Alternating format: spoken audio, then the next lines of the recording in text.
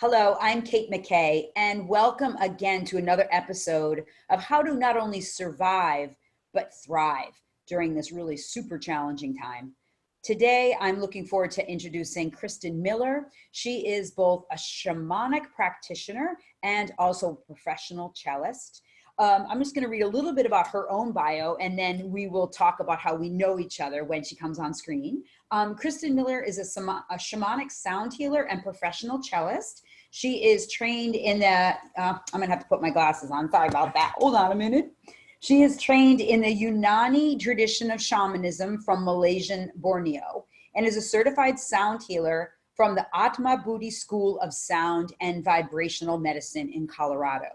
Kristen enjoys using sound and vibration to help others access their best selves. Welcome, Kristen. Hi, Kate. Hello. I'm so glad you're here.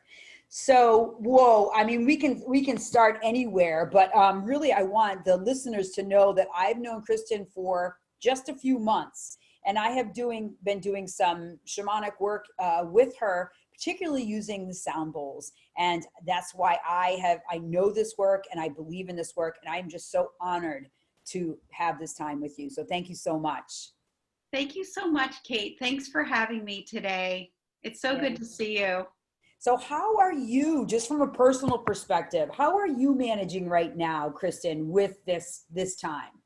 Right. So the first thing that I want to say is that I think we all need to acknowledge that this is a really challenging time, for sure. Right.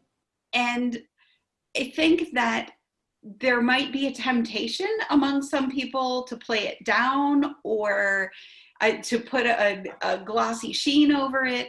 But the truth is that we're living in a time where there is this virus that has spread all over the world. There is no vaccine. There are very few tests for this. There is only one way to stop the spread, and that is social distancing. There is no cure. And we know that it will kill some people, and it's hard to know who. And so, given all of that, this is a really challenging time. People feel like their survival is threatened. And so I think the first thing to do today is for us to acknowledge that these are the facts on the ground. Knowing that those are the facts, for me, I've really stepped up a lot of my spiritual practice and a lot of my self-care. Excellent. That's so good. And you've just gotten over a spell of having a physical challenge of having the flu or who knows what. So you're really coming at this through an illness that we don't know what it was, but you were very sick. And you had your own test of faith of basically wow, I feel like I could die. It was serious. I'm laughing, but This was serious, Kristen. And this is me knowing you as a faith seeker and healer. Yes. So I will say, because there were so few tests at the time that I was diagnosed with pneumonia a few weeks ago, we really have no way of knowing conclusively if it was COVID-19. Right. But given my symptoms and some of the weird ones that have come out now, like people lose their sense of smell. Wow. And itchy eyes. I had both of those along with the shortness of breath and pneumonia and all of those goodies. So it's a very real possibility that I had COVID and survived it. And I hope that's the case because I have had asthma my whole life. And so I am in the high risk group of people. So if I know that I was able to beat it without going to the hospital, that's good news for me and maybe for a lot of people who have asthma or some kind of a pre-existing condition. Right, exactly. So in your work right now, I mean, certainly what the work that we did together was dealing with karma and trauma that, we can have all the talk therapy in the world. And obviously that's a big part of your work too. But what are the ways, and why is your work so crucial and so important right now? And what is your belief around that? Because, just a little background, Kristen is a professional cellist. So she did function in a very formalized educational setting, and she was called to this work. So if you don't mind sharing that story, and then just, segueing into these awesome questions that we have for you today. Yeah, of course. So I will say I did, like you said, I functioned as a professional cellist for a lot of years, and I still do that work from time to time. I do perform and I do recording sessions, and I love that work, and I love the cello, and it really feels like a part of my body and a part of my being, and definitely a voice for me where words leave off. But I did feel called to start studying this work about 10 years ago and start doing this work on people subsequently.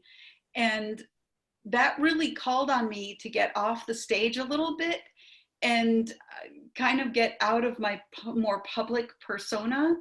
And, and I don't even mean this in a negative way, but getting out of my ego a little bit and getting down to who I really am, what I really value, what I really believe. And I started doing this healing work for people using my ability to hear sound and read sort of what's going on with somebody's soul and the wellness of their soul based on what I hear in their voice, based on what I hear in the Himalayan Singing Bowls that I use in this work. And doing that work, we believe in the shamanic world that anything that is manifesting physically in the physical world or in someone's physical body or in their life began in the energy field. And so for let's me, talk more about that. Yes. So for me, love it. My work really is about lifting things that have happened that are negative, lifting and extracting terror, trauma, difficulty, and making room for a person's genuine self to come in after that is lifted. Yeah, that's so powerful. And can you talk more about that energetic body? Because I think that some people hear that. And listen, you and I have talked about this. I'm a very grounded in this world kind of person. I don't consider myself very esoteric. And I know you and I have had this conversation before. Well, you came to this work with resistance. So if you could talk to those people who are out there going, what is this energetic body? And really give us your insight on that. I would appreciate it. Yes, I would love to actually talk about my skepticism, because I think it's really comforting to skeptics to hear a person who's a shamanic practitioner and practicing something as esoteric as sound healing to be able to say, yes, I got dragged into this work kicking and screaming. And I did. I really did not believe that sound healing was real, for lack of a better word. Unfortunately, or fortunately for me, what started to happen was that I was having experiences that defied logic and science. And really what was happening was that I was getting messages for people from their deceased loved ones. And it was happening like during recording sessions. I'd go in and, meet somebody, and I'd be sitting there and I'd say something like, do you have a brother who died? He's here with me. Do you want to know what he has to say to you? It was things like that. And all the time, I've never had somebody say, no, I'm not interested. Keep it to yourself. Yeah, none of your business. Yeah. So for me, that became so intrusive on my daily life that it really started to weird out what I call my Western brain, the part of me that is really logical and kind of follows a set of Western rules. In the East, to think about an energy body is second nature. Here in the West, we don't talk about it. We have Western medicine, which is surgical and pharmaceutical, and that's it. It's what we see and feel and can observe. Right. From a scientific standpoint. Right. I totally understand that. Yeah. Right. So for me, I really did not believe in any of this, except that there were coincidences, so-called coincidences that I could not explain that were happening a lot. Um, and I guess I'll just give you a short story as an example of the thing that made me go, okay, I can't argue with this. So my aunt many years ago died very suddenly of ovarian cancer. And it was a really difficult time for our family because we were all very close with her. And after she died, I felt that she was contacting me quite a bit. And I would be meditating and there she was. Or I would be sleeping and in a dream, I would go knock on a door and she'd come out and talk to me. And the things she would tell me had an uncanny resemblance to reality and the earth plane.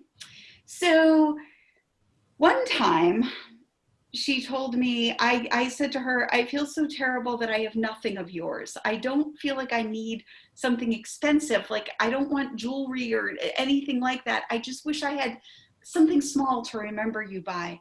And she proceeded to tell me that there was a box that she used to keep on her dresser. And I hadn't been to her house in many years. And so I hadn't been in her room or seen her dresser or anything. But she told me, she described the box. She said it was like a Chinese looking black lacquer box. And she gave me very explicit directions about where to find it in her basement in a box. It was packed away. And I got on the phone to her daughter and described, you know, what she had said, like it's next to the furnace, it's packed in a cardboard box. And her daughter went and found it. And it was exactly where my aunt told me it was. Wow. So when these things started to happen, I started to feel like, well, maybe there's this world that I really don't understand. And who am I to say what's real or not real? Or, you know, who am I to think that I have a handle on complete reality and that's it? Mm-hmm. So I began in a great leap of faith to study shamanism and sound healing. And using these principles, I have been able to really help people, I think, get rid of trauma, get rid of what they don't need, and really come home to themselves, bring parts of their soul home to themselves. Oh, it's so beautiful. So we work in energy fields and also, I guess, chakras. That's an important thing to talk about here today, in particular with this, you know, the crisis and where people are energetically. So do you have any, some insight or direction that people could apply in regards to grounding themselves in this time? Yes. So I'm so glad you brought up chakras, because as we talk about the energy body, we're really talking about an energy field that overlays and intersects with and interacts with our physical body and our physical life. And this energy body, according to Hindu Vedic medicine, has 7 main energy points called chakras. And just really quickly, I'll name them, but it's the last one that we're really going to talk about a lot today. So starting at the top, the crown chakra would govern someone's relationship to the divine, to spirituality. And the third eye chakra, their seeing and intuition. Their throat chakra governs communication, their ability to speak wisely, to speak their heart, to speak their personal truth. The heart chakra governs our ability to love, a lot of our emotions, and it hosts our compassion as human beings. The solar plexus chakra, just above the navel and below the rib cage, is really the seat of our unique self. It's kind of where the unique soul lives. And then just below the navel is the sacral chakra, which governs our creativity, our life energy, our sexuality. And then below that, from the tailbone all the way down the legs, into the feet and out the feet, is the root chakra. And it's the root chakra that I think is so important to us at this time, where people, just kind of looping back around to what we started out talking about, acknowledging that our very survival has been threatened here. Yes. And there's so much unknown. Every person you meet up with is a potential death threat. And we can't see how. Right. We can't tell who has it. So this root chakra really governs our sense of survival, our sense of place, our sense of home, and our agreement to be alive on this planet. And not just to be alive, but what is our purpose in being alive? So what happens when we have a time of terror like this is that people can understandably find it unbearable to have their spirit and their soul embody all the way down to their feet. There's a tendency for people to come up out of their feet and even out of their body and up into their heads. And when that happens, we can have a lot of thoughts swirling around, a lot of worries, things like, what if I lose my job? What if I lose my livelihood? What if I can't pay my mortgage or my rent? What if I run out of toilet paper? And the toilet paper has really become like the symbol of people's fear around COVID-19. No wonder that it's actually like the root chakra and TP. I mean, tell me, think of the parallel. Root chakra, toilet paper. That's it. Pretty right there. Wow, yeah, that's wild. And the toilet paper crisis that we're in, like where nobody can find any, and maybe you can buy it for $100 on Amazon or something. I'm exaggerating, no offense, Amazon, you've been great. But this idea that people are snatching it out of each other's grocery carts and buying up the last rolls, and this has become the symbol for how frightened people are. And, you know, many people will see this going on and say, oh, they've lost their minds. That is the act of anxiety, of people coming up out of their root chakra, disembodying into their heads and going, oh my God, what if I run out of toilet paper? I have to buy all the toilet paper. Right. So they do, it's like out of their minds, right? Yes. And yeah. And it's legit. And I think that we would be remiss in saying that we don't all feel it. And we may not all address it. And I think that that's part of the reason why I'm like, why are everyone just focusing on positivity and everything's great? And I'm the first one to be a really positive person, you know, but this is an important conversation for us to have, is we are feeling this. And now what? If you could, I think that we need to do like a whole sequence of these interviews, honestly, Kristen, because we could talk for hours. So if you could just provide some ways that people can apply, and then we are absolutely going to set another call. Yes, absolutely. So I also want to say, you brought up such a great point here, Kate, that we'd be remiss in saying that if we said, we don't all feel this right now. Right. Yes, of course we all want to hoard toilet paper. Of course we do. It's also understandable. And so we want to really have a compassionate heart about this. And the way for us to make our way towards compassion, there are some steps we can take. The first thing that I want to emphasize is that other than being a really scary thing, COVID-19, according to every shamanic practitioner I know who's journeyed on this, and including my own journeys to spirit about the meaning of this, COVID-19 can be seen as a catalyst for change, a shift on our planet. Shamanic practitioners have been saying for many, many years that there is a shift coming. And the shift is from violent and blood-soaked earth to peaceful and loving, from greed to giving, from I, me, mine to us and sharing, from grasping at money to sharing in love. This is the shift. This is the transition we're in. And COVID-19, if we use it properly, can open all of our hearts to each other and turn us from greed to helping each other.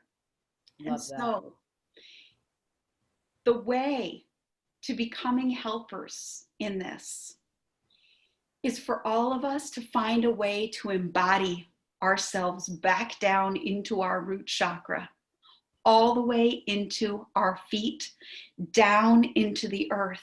And so I'm just going to give some really practical ways that we can all do this. And for those who are listening to this interview, pick and choose, take what you like, take the supermarket approach, truly. If something appeals to you, give it a whirl. I would say try everything and try it more than once and see if it sticks. So the first thing I want to say is walking. Just the act of your feet repeatedly falling on the earth can bring you back down into yourself. The left-right motion balances the nervous system, gets the two sides of the brain talking to each other throughout the body on the cellular level. So walking, if you're able to do it, if the weather allows for you to be barefoot while you do it, somewhere safe where you're not going to step on something sharp, like the beach or your yard on the grass. The point isn't to exercise. The point is to move slowly and deliberately and to feel your feet, the soles of those feet hitting the earth, to feel the transfer of weight between the legs and the feet. That in itself can get you grounded back down. So that's the first thing, walking. 2, yoga. Just 20 minutes of yoga, a few days a week, can move lots and lots of blocked energy out of the energy body so that you have space to embody back down into the feet. So if you have a yoga practice, this is a great time to really step it up and get on that yoga mat at home, just 20 minutes a day. If you don't have a yoga practice that you're already familiar with, there are great resources out there. 2 that I like right now. There's a teacher local to Newburyport. Her name is Emily Chandra. I really like her, and she has online materials, and she does classes on Facebook Live. She also teaches dance class. So 2 really good ways to embody down. I also like the Roots to Wings community in Newbury. They have an online presence, and they have said that they won't turn anybody away for financial reasons. So those are just 2 ways to access a yoga practice if people don't already have one. A spiritual practice is really important at this time. So that's the third thing I would say. The first is walking. The second is yoga. The third thing is a spiritual practice. Just sitting on a meditation cushion or a chair or anywhere, undisturbed for 10 minutes. Like turn off the ringer on the phone, set a timer for 10 minutes, and just listen to yourself breathe. That's all it takes, 10 minutes. That allows your higher self and your wisdom to come back. Because again, when the thoughts are swirling up in the head, there's no room for that divine influence to come in through the top. This is also super important, number 4, and maybe I should have started with this one. Because the root chakra governs not just the body, but our entire sense of survival and our dwelling place, it's really important to work on your home at this time, your home environment. And I'm not recommending that people renovate their whole house right now, but I am recommending that people instead do things like cleaning messes out of corners, little piles of things that have piled up, things you don't need anymore. Purge, purge, purge. Organize your materials. Hang artwork. Paint a wall a new color if you need it. You can see around me, I'm in my music studio right now, and we really intentionally painted this room with these colors, this kind of saffron yellow on top and the deep burgundy on the bottom. These are the colors. The burgundy is the color of the root chakra, and the saffron is the color of the solar plexus. And those are my personal colors that I resonate with. So color on the wall or colored fabric wrapped around you can be really nourishing at this time to get yourself grounded back down into the body.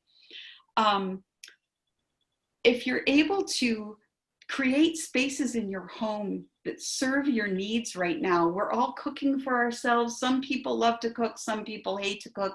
But if you can organize your kitchen so that you have what you need, set a table that looks attractive with candles so that it encourages us to love our food, savor our food, take it in and feel nourished. That nourishes the root chakra. We start to feel a sense of safety and security.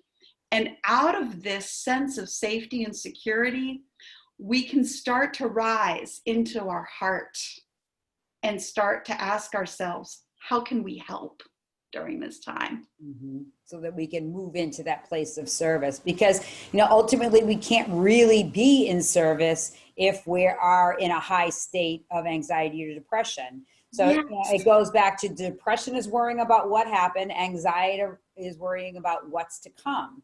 And the only thing that we can really do is manage this moment. And that sounds so simplistic, but it's true.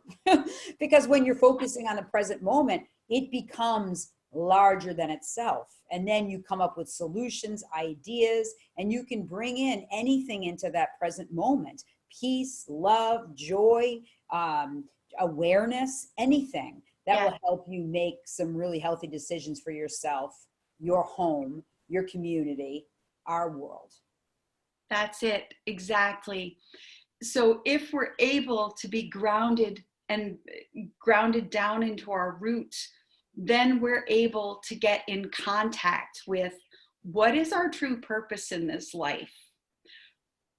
It's really easy for us to get distracted by sort of playing the game of, do we have enough stuff? Do we have enough money? Do we, are we driving the car that we think is the greatest? Or it's really easy for all of us to get bogged down in that.